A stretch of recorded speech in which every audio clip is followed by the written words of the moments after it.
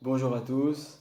Donc, Bezrat Hashem, on va commencer une série de divrei Torah qui vont porter sur le Shir HaShirim, sur le Cantique des Cantiques.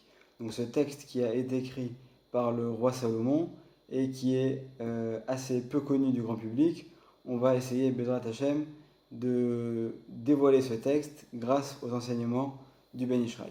Et donc, aujourd'hui, pour commencer, on va parler du Midrash qui porte sur Shir HaShirim, le Midrash Rabbah, qui sur le premier verset de Shir HaShirim, nos sages nous enseignent une phrase assez étonnante. Donc je vais vous la lire tout de suite. Il y a écrit comme ça. Shir HaShirim, donc le cantique des cantiques. Ameshubach Shebashirim, le cantique qui est le meilleur. Ameroulé Shebashirim, le cantique qui est le plus élevé. Amesulsal Shebashirim, le cantique qui est le plus beau. Nomar Shirim, donc nous-mêmes, on va dire des louanges, on va dire des cantiques. Les Mish Asanu, à celui qui nous a fait, donc en l'occurrence Hachem, Akadosh Baruch Hu, les Mish Asanu, Shiyurim Laolam, qui nous a fait des Shiyurim, on va expliquer ce mot Shiyurim, Laolam dans ce monde. Alors, à ne pas confondre avec le mot Shiurim avec un Aïn qui veut dire une mesure, là on parle du mot Shiyurim avec un Yud, qui veut dire en fait ceux qui sont un petit peu le reste. Ça vient de Machénishar, ceux qui sont un peu le reste, ceux qui sont un peu mis de côté dans ce monde. Et donc on va essayer d'expliquer, grâce aux enseignements du Ben Ishraï, comment on peut comprendre ce Midrash. Et il y a également donc un autre enseignement de nos sages, on va essayer de faire la connexion entre eux, dans la Gemara, dans Masechet Sota, donc dans le traité de Sota, Daf He, page 5, dans laquelle nos sages nous enseignent que celui qui est fier, il provoque que la Shekhinah, la présence divine, part de ce monde. Et une autre Gemara, donc un autre texte du Talmud, dans la Masechet de Sanhedrin, dans le traité de Sanhedrin, page 38, nous enseigne pourquoi est-ce que l'homme a été créé en dernier dans la création. On sait que la création a duré donc 6 jours à partir de Bereshit. Chaque jour, différentes choses ont été créées et c'est seulement le vendredi de la création, le 6e jour, que va être créé Adam Arishon. Et nos sages nous enseignent pourquoi est-ce que Hachem a fait les choses comme ça. Pourquoi est-ce qu'il n'a pas créé d'abord l'homme le premier jour alors qu'on sait que l'homme est l'objet de la création, c'est lui qui est le but de cette création, de tout ce monde qui nous entoure, est fait que, d'une certaine manière, pour nous servir, pour nous permettre de nous nourrir, de vivre, etc. Donc pourquoi ne pas avoir commencé par l'essentiel, par l'homme, et pourquoi avoir terminé justement en créant l'homme. Et nos sages nous enseignent pourquoi. Pour que l'homme puisse apprendre la mesure de piété, le fait donc de savoir faire preuve d'humilité, de modestie, en sachant que pour reprendre les termes de nos sages, l'homme doit se dire le moustique m'a précédé. Finalement, je me prends pour quelqu'un d'important, mais j'ai aucune raison de l'être, puisque dans l'ordre de la création, Dieu a décidé de me créer en dernier. Donc, d'une certaine manière, je suis celui qui est le plus bas. Et donc, l'un dans l'autre, on comprend en fait l'importance, c'est-à-dire que une personne qui va se comporter avec modestie, elle va permettre à la présence divine de résider sur terre.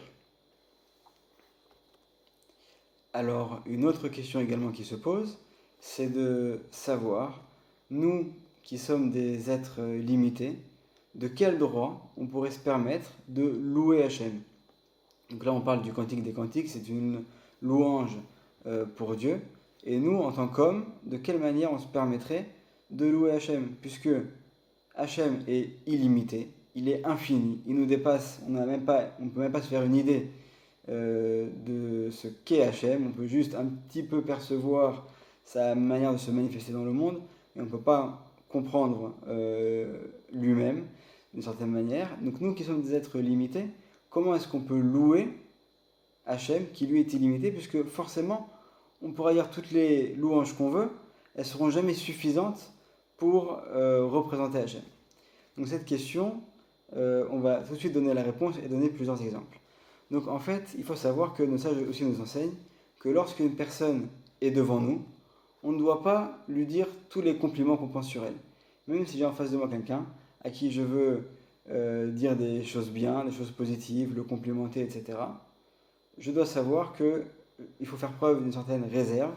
Du fait qu'il est devant moi, on ne peut pas forcément tout dire et on doit également savoir faire la part des choses et en garder pour soi. Lire aura, donc d'une certaine manière, avec Hachem, on pourrait dire que c'est un petit peu la même chose. Du fait que Hachem est présent parmi nous, du fait que la Shrina est là autour de nous et que la présence divine est là, donc quelles que soient les louanges qu'on va dire à Hachem, elles seront toujours insuffisantes, donc on peut se permettre de le louer, puisqu'on sait que ce qu'on va dire, c'est seulement limité, c'est seulement une partie, c'est pas un tout, c'est pas qu'Hachem est limité aux louanges qu'on va lui dire maintenant, mais au contraire, il est illimité, mais comme il est présent, alors ce qu'on dit, ça suffit du fait de sa présence. Et on va donner donc plusieurs exemples dans des textes qu'on lit même parfois régulièrement pour expliquer cela. Donc on voit déjà dans la Gemara, une fois de plus, dans le traité de Sota, qui parle donc à un certain endroit de la sortie d'Égypte et du passage de la mer Rouge. Donc c'est Masechet Sota, page 30. Donc nos sages nous enseignent. Tanou Rabbanan. Darash Rabbi Yossi Agelili. Donc Rabbi Yossi Agelili a enseigné. Besha'a She'alu Israël Menayam. Donc au moment où les bénis Israël ont traversé la Yam, Natnu Enehem. Donc là il y a une expression qui est un peu incompréhensible qui dit Natnu Enehem. Ils ont donné leurs yeux. Ils ont regardé en fait. L'Omar Shira. Pour dire un cantique, un chant de remerciement à Hachem, c'est bien sûr le chant de Azashir Moshe. Vekesad Amru Shira. Et de quelle manière ils ont dit ce chant? Olel Mutal al Birke Imo. Donc un fœtus qui est en train de naître en fait, un bébé qui est en train de naître de sa mère, et également un bébé qui tète le sein de sa mère. Kevan Shera ou Tashrina, étant donné qu'ils ont vu la Shrina, Olel Egbiat Savaro, le nourrisson a levé donc sa nuque. Vetinok Shamat Dadimu Mipiv, et le bébé a arrêté de téter sa mère. Ve'amru, ils ont dit Ze Eli Venveu, c'est mon Dieu et je vais le sanctifier. Et là, le Ben Ishraï nous fait remarquer que nos sages ont précisé Natnu Enehem. Ils ont donné leurs yeux. Qu'est-ce que ça veut dire? Qu'ils ont en fait regardé au-dessus d'eux. Ils ont vu au-dessus d'eux la Shrina, la présence divine qui les recouvrait. Et c'est seulement au moment où ils ont vu la présence divine, alors ils ont pu dire une louange à Hachem. Puisqu'en fait, ils ont vu qu'Hachem était présent. C'était la sortie d'Égypte. Jusqu'à maintenant, la présence divine n'était pas révélée comme ce qu'elle a été par la suite. Et c'est seulement à ce moment-là, lorsqu'ils ont vu la présence divine, qu'ils ont pu commencer à dire Azashir Moshe et à dire une louange à Hachem. On va citer également un autre exemple. C'est dans le livre de Yeshaya, donc du prophète Isaïe, dans le chapitre 12, versets 5 et 6. Zameru Adonai, ki geut asa, muda'at zot bechol haaretz, tsahali varoni yoshevet Sion, ki gadol bekirber kedosh Israël. Donc je traduis en français.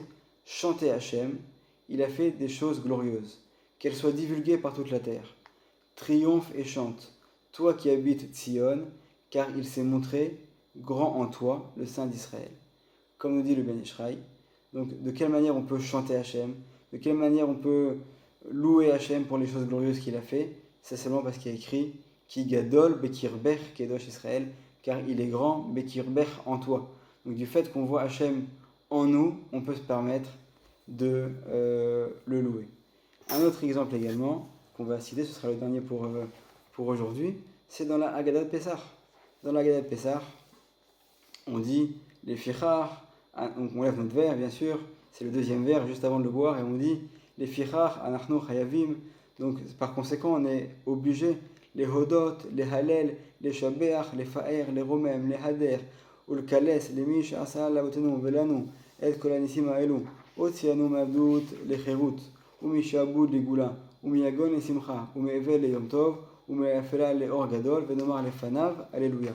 Donc par conséquent, suite à tout ce qu'on a lu dans la Haggadah, on est obligé de le remercier, de le louer, de le chanter, il y a je ne sais pas combien d'adjectifs à celui, donc Hachem, qui, pour ce qu'il a fait à nos pères, et pour nous qui nous a fait des miracles, qui nous a sortis de l'esclavage à la liberté, de la tristesse à la joie, du deuil, encore une fois, au Yom Tov, à la joie, de l'obscurité à la grande lumière. Venomar les fanav, et on dira devant lui les fanav. Pourquoi est-ce qu'il y a ce mot les fanav? On n'en avait pas besoin. Venomar, alléluia, et qu'on dise qu'on veut le glorifier. Pourquoi est-ce qu'il y a écrit les fanav? Parce que de nouveau, on fait référence à la présence divine. Tous ces adjectifs là qu'on a dit jusqu'à maintenant, c'est très beau, etc. Mais attention, on prévient, on sait très bien que tout ce qu'on dit là, c'est seulement parce que Hachem est devant nous, et c'est qu'une petite chose vraiment qu'on peut dire par rapport à sa grandeur, et c'est ce qui nous permet seulement de le glorifier.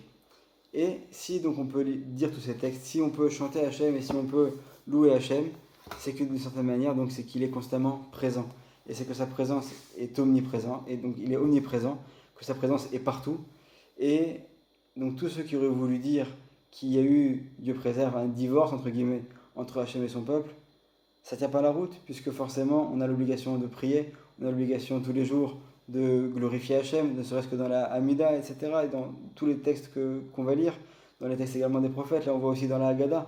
Donc forcément, c'est que Hachem est présent parmi nous, c'est qu'Hachem est toujours, d'une certaine manière, si on pouvait parler comme ça, engagé avec le Ham Israël. Cette relation d'amour avec le Ham Israël existe toujours, et cette relation d'amour, s'il y a bien un texte dans lequel elle se manifeste et dans lequel elle est décrite, c'est dans le Shir HaShirim. Donc c'est par ces paroles-là que commence le Ben Ishraï, et il n'y a pas meilleure introduction, je pense, que cela, de rappeler l'amour entre Hachem et son peuple, qui est un amour indéfini jusqu'à la fin des temps et la venue du Mashiach. Et Bezrat Hachem, on va essayer de développer ça au fur et à mesure des différents livrets Torah. A très bientôt, Be'atzlacha.